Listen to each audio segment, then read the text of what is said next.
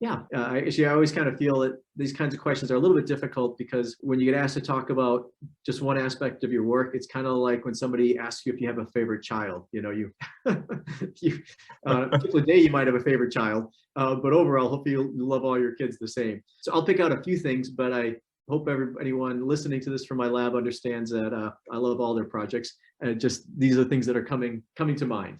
So maybe I'll start with that latter one I was talking about. You know, we're really interested in how the mechanical changes in a tumor alter immune cells.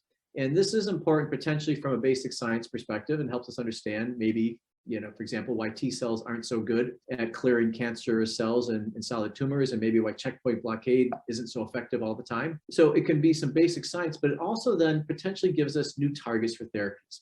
If we can start to understand the mechanisms by which cells, immune cells, engage physically and get signaled by the changing, let's say, fibrotic tissue in a tumor, that potentially opens up new targets that we could then engage and aim to address from a therapeutic perspective. And so we're really interested in that question of using mechanics to identify therapeutic targets. We're exploring that in a couple different projects right now. We're also, you know, continue to be really interested in the idea of developing therapeutic vaccines. And these are actually a great example of the spatial temporal aspects, you know, the last question you had asked me about.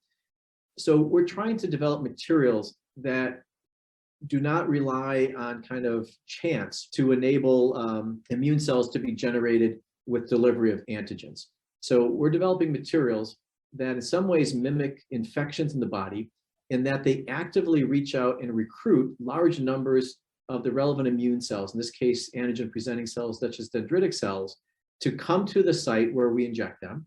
So we now quantitatively have a big advantage in terms of the number of cells we're able to bring to that site and expose to adjuvants and antigen to get lots of activated antigen-presenting cells.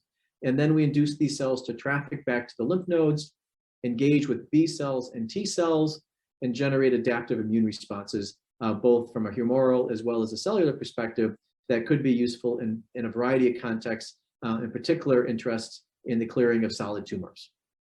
So, you know, here we're designing these materials, they control in space and time, some of the signaling, where the cells are, where they go. And we think that that might be really relevant. And then, you know, we're actually beginning to bring together, you know, some of these, a combination of these, where we've been thinking about the vaccines mainly from a chemical perspective. But now we're beginning to wonder if maybe we need to actually design vaccines thinking about the physical properties and the mechanical properties as well, since we're now learning in the tumor that's so important.